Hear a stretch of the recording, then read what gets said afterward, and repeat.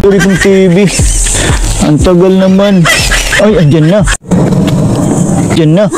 Andyan na yung TV. Parating na. Ay, ano bang...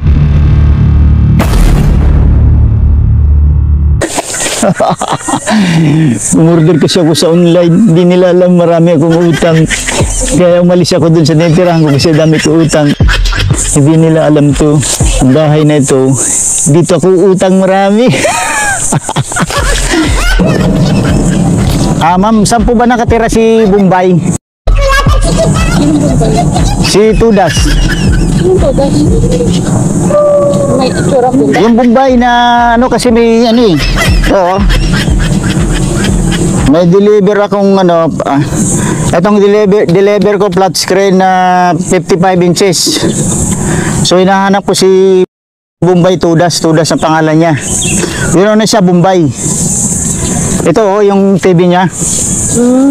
Ito yung address niya dito sa Midulin daw to eh. Oh, tapos? Kailangan deliver ko sa kanya ngayon, order niya ito. Di ko alam kung sinong Tudas to, basta Bombay ang tsura niya. Baka yun nandyan. Yung bago lipat? Oo. Saan po ito? Saan? Lintik naman to, bakit dito tumira itong Bombay na ito? Yan, dyan? Oo, dyan. Saan daan ito? Doon, sa kabila. Ay, grabe. So ito mami yung ano niya, ito yung deliver niyang ano flat screen na TV. So dito po ang daan. Oo, dyan. Ito pala. Ay, ay, andyan na. Andyan na yung TV. Parating. Talaga namang ano ikaw pala, diyan pala Dali, kukunin ko yung TV na ano, deliver. Ito yung grabe, pinahirapan mo ako Bombay Dito ka lang pala nakatira sa sulok. Bakit? Nahirapan mo, kanina pa ako naghahanap Bakit na pala siya nandito? Ano to Bundok to Paano napunta rito si Bombay? Oo, siyempre, dito na ako nakatira talaga. Bombay, ikaw talaga.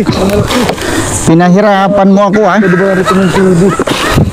Oh, ito Grabe ka. Oo, siyempre, dito na ako nakatira talaga. Ang hirap naman.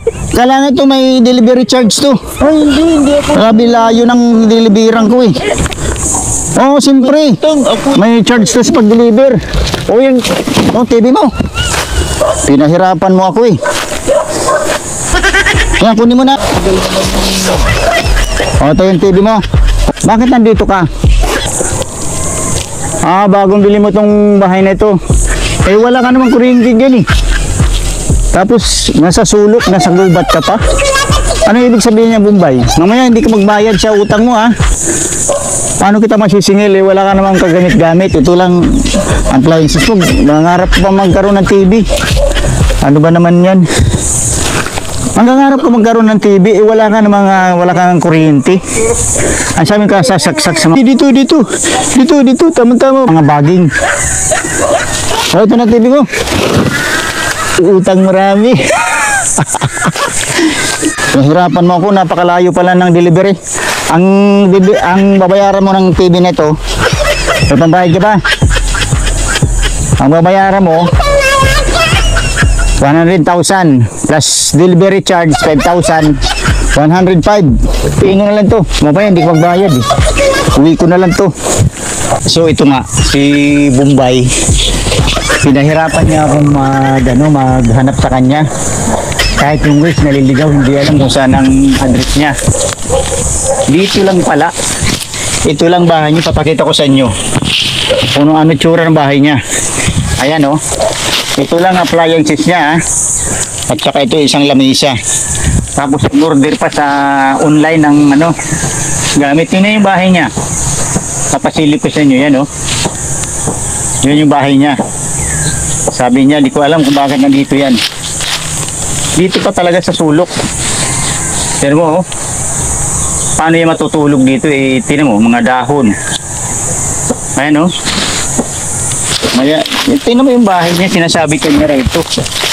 Pero tingin ko nagtatago ito si Bombay. Dahil sa daming utang.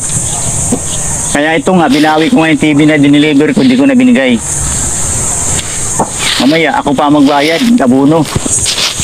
So, mga kagagulo, paano ang gagawin nyo kung ganito ang umorder ng sa online na ganito itsura? Ibibigay nyo pa ba yung item sa dineliver nyo o kayo kung ibabalik nyo na lang, mas maganda pa siguro.